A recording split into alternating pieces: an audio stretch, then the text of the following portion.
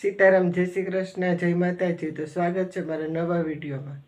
તો અત્યારે વાગ્યા છે સવારના 7 ને ઉઠી ગઈ છું, નાહી ધોઈ લો. 71 જુવાર એટલે પહેલાં મારે સવારમાં નાસ્તા માટે થેપલા બનાવવા છે. તો થેપલા ચણાનો લોટ છે, બાજરાનો છે, ઘઉંનો છે, જુવારનો ને બાજરાનો લોટ હારે ધરાવેલો છે. તો મેથી નાખી લીધી છે, લસણ ચટણી નાખી છે, ધાણા જીરું, હળદર, હિંગ, ગરમ મસાલો ને સ્વાદ પ્રમાણે મીઠું. મોણ નાખીને તે લોટને બાંધી લેશે. થેપલા બનાવવા માટે મારો લોટ તૈયાર છે. તો હું થેપલા બનાવી લઉં.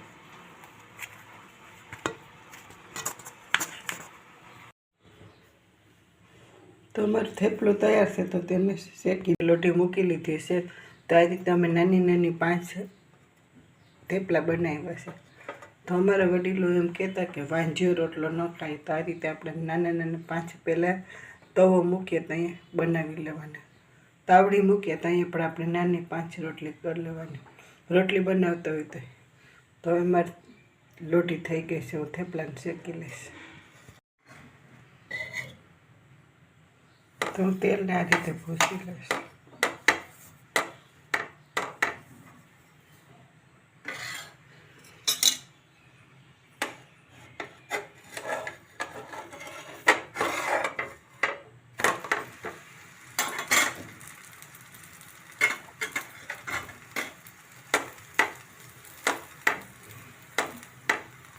તો અમારું થેપલું એક બાજુ સડી ગયું છે. તેના ઉપર આ બીજું થેપલું જ રાખી દઈશ.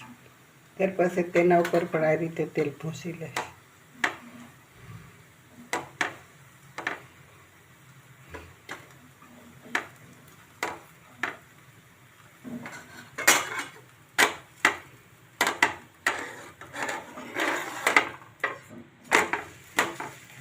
તો આ રીતે આપણે થેપલાને બનાવી લઈશું.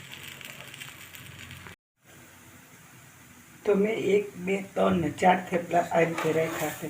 તો આ રીતે આપણે ફેરવતા જશું, થેપલાને શેકી લેશું. તો અમારું થેપલું શેકાઈ ગયું છે. તો આ બાજુનું થેપલું શેકાઈ ગયું છે. તો તેને આપણે કાઢી લઈશું. તો આ રીતે આપણે ફેરવતા જઈશું, થેપલાને બનાવી લઈશું. તો આપણે એકી હારે ગરમમાં ગરમ થેપલા ખાવા હોય તો જલ્દી થઈ જાય છે. તો આ રીતે આપણું થેપલું સડી ગયું છે. તો તેને આ રીતે ફેરવી લઈશું. તો તેને તેલવાળું કરીને આપણે પાછું ફેરવી લઈશું.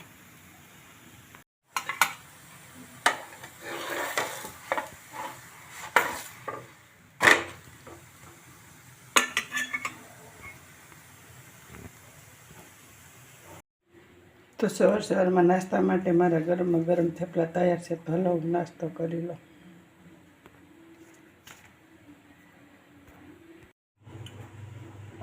તો મારા ચા પાણીના વાસણ વિસરાઈ ગયા છે. તો અહીં જ મારે એક નાનો એવો સ્ટેન્ડ છે. તેમાં હું વાસણ ધોઈને સૂકવું છે. થોડાક નાની ખાટલી હોય છે, આ ખાટલી હોય છે. અને ઘણી વખત ઝાઝા મોટા વાસણ હોય તો મોટી ખાટલીમાં મૂકું. આજે અમારા પાડોશમાં લગ્ન છે. તો અમે પાડોશીના લગ્નમાં આવ્યા છે બધા પાડોશી. તો સાંજે જમણવાર.